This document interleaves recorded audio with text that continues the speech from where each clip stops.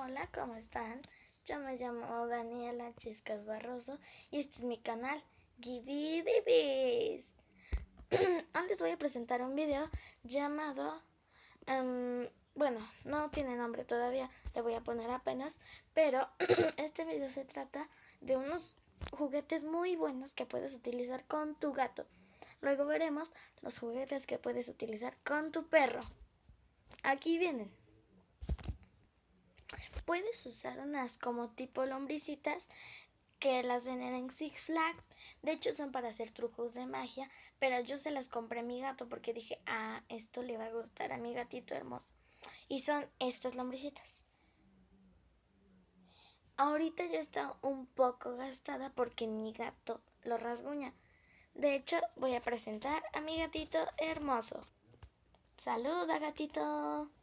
Oye, esa cosita es muy bonito. Se llama Rubén. ¿Quién sabe por qué le puse ese nombre tan ridículo? Pero bueno. Nombre ridículo para gato, a eso me refiero. No digo que no me gusta el nombre. ¿Por qué creen que le puse así? Bueno, ya. Estas lombricitas se llaman... Bueno, yo no me acuerdo del nombre, pero las pueden comprar en Six Flags si es que alguna vez van. O, muy bien, si no... ¿Cómo les diré? Si no pueden ir a Six Flags o no las pueden conseguir, pueden ir a la papelería o de su mamá. Si tiene algún costurero, pueden utilizar mucho hilo, enredarlo todo y jugar con su gato a atrapar el estambre, por supuesto.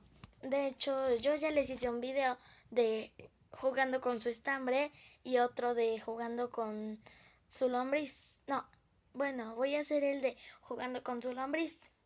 Segunda parte porque, bueno, no quiero hacer muchos títulos de eso. Bueno, estas lombricitas son muy baratas. Bueno, a mí me costó muy barato. Yo porque soy de México, obvio. Aquí están. Miren, hasta tienen sus ojitos. Bueno, ahí está. Eso es todo por hoy. Adiós, amigos. Que les vaya bien. Adiós. Adiós.